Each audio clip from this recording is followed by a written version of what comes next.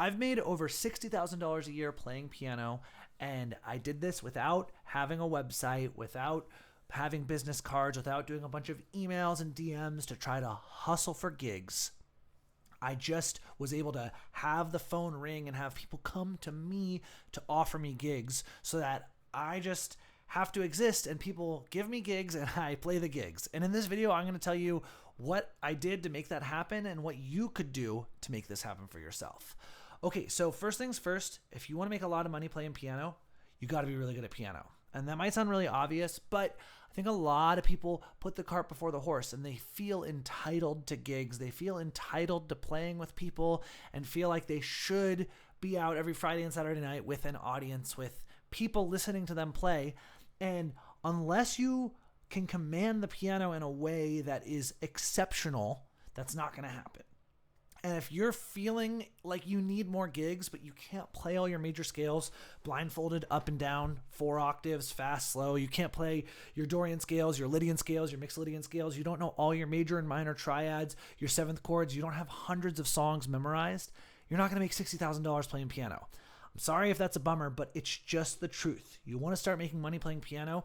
The fastest path to making money from piano is to get really good at piano. Commit to practicing. However much you're practicing a day for now, challenge yourself to double it.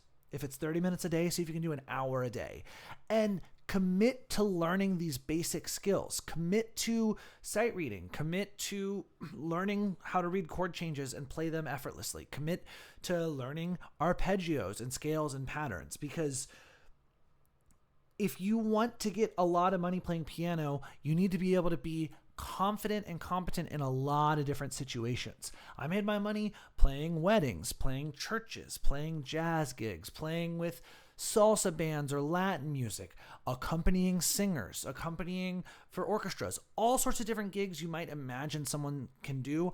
I was able to do what needed to be done at the piano to make those gigs happen. So first and foremost, you got to be able to play good, okay?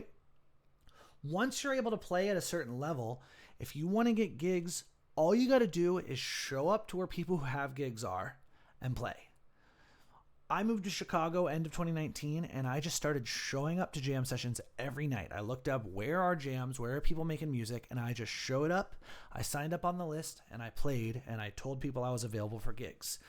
And pretty much right away, I got called. I remember I was maybe 2 months into being in Chicago, and someone who also moved to Chicago at the same time asked me how things are going. I was like, yeah, it's pretty good. I got 6 gigs this week. And they're like, didn't you move here 2 months ago? It's like, yeah, I guess so. And the thing is piano is an in-demand instrument. There's actually more demand for piano players than there are piano players in a city like Chicago. I lived in Columbus for a long time too. I can say the same about that city as well. I can't speak for every city in the world, but at least for the 2 cities I've lived in, there are more desire for people to have piano at an event than piano players available to play events. So if you think that the competition is really stiff for gigs, it's actually not.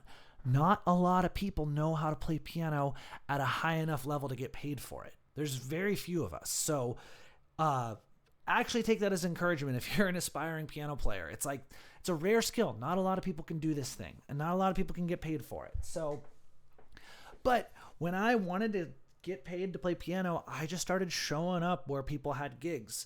And the crazy thing is most gigs come from other musicians. Musicians get gigs one way or another. It doesn't really matter, but they get gigs and they need piano players. Sometimes somebody might have an agency where people who need piano for weddings or private events reach out to them and they need piano players to fill their roster. Sometimes people might just go out and book their own gigs and they want a piano player to accompany them because they're a singer or a saxophone player or they're a drummer putting together a band. You don't need to really do all the legwork to start making money. If you can play and you show up and show people that you can play, it's amazing what can happen. My phone rings. I kind of don't take freelance gigs anymore because I'm in a touring band now, but I still get calls all the time for gigs. People text me and call me all the time. People I turn down constantly keep calling me. And it's because I can play really well. And when I show up to the gig, I show up on time with the right gear, with the right clothes, and I did my homework. I learned the music.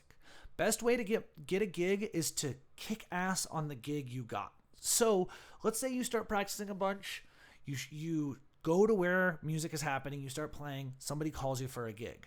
Say yes to the gig. I don't care how good you are. Say yes to the gig, and then you now officially have whatever time frame it is, 2 weeks, 3 weeks until the gig happens, to practice like your life depends on it. I got a gig with a Brazilian band like over a decade ago. I was in my early 20s, and I was not familiar with that style of music at all. And it was kind of a time crunch thing where they hired me less than 2 weeks out from the gig. And it was an amazing opportunity because we played, 3 hours of music, probably 20 to 30 songs.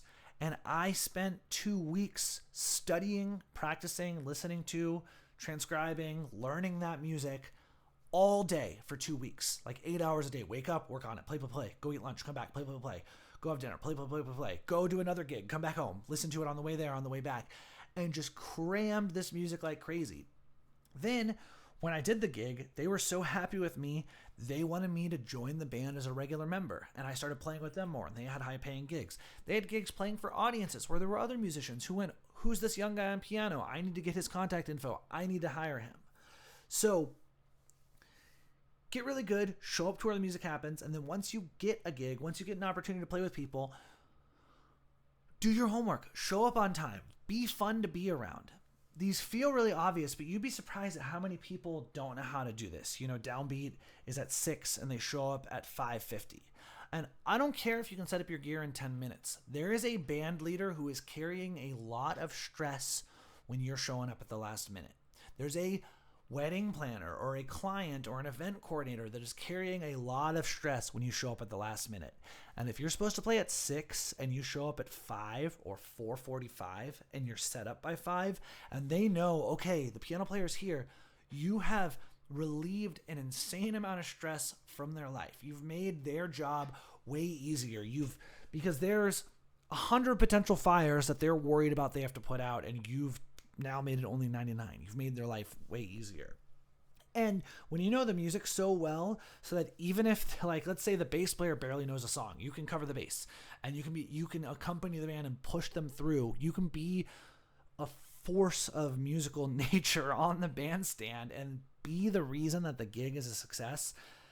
That is far better marketing and far better for getting you work beyond where you're at than a business card or a website or any of that stuff, because it's a relationships business. And I can tell you with certainty that in the last half a decade in Chicago, when people needed a piano player for a gig and they reached out to musicians, I was one of the first people they mentioned. Oh, call Danny Bauer. He'll do a great job.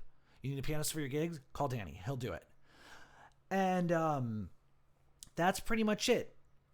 It's and what the math breakdown, if you're like, well, what do these gigs look like? It's like I would make anywhere between $1,000 and $2,000 a week playing church every Sunday for about $200 a week, playing weddings Friday and Saturday, anywhere from $300 to $600 per wedding. And then throughout the week, maybe a jazz gig, a solo piano gig, a corporate gig, anywhere from $100 to $300 on those.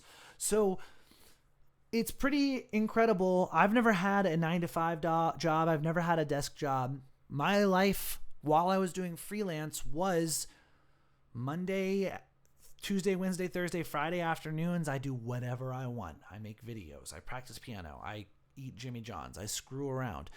And then Friday night, Saturday night, I'm getting paid usually $500 each night. Sunday, playing a church gig. And this doesn't even include if I taught lessons or any of these other things. And it's kind of an amazing way to make a lot of money in a concentrated amount of time. That's pretty much it. If you want to be making a lot of money playing piano, I'll just recap. Practice a lot. Practice things that matter. Don't go down weird rabbit holes. Who cares about some advanced, convoluted Jacob Collier music theory thing? Learn how to play Twinkle Twinkle Little Star and This Little Light of Mine and Santa Claus is Coming to Town in C major and destroy them. Play them with so much authority, because if you learn that and practice these really specific skills and get better at them, in this way that's kind of expansive, then when you go play for people, people will feel, whoa, this guy has some sophistication to what he's doing. There's some real artistry here. And they'll want to call you back and get you on more and more gigs. Thanks for watching. Happy practicing.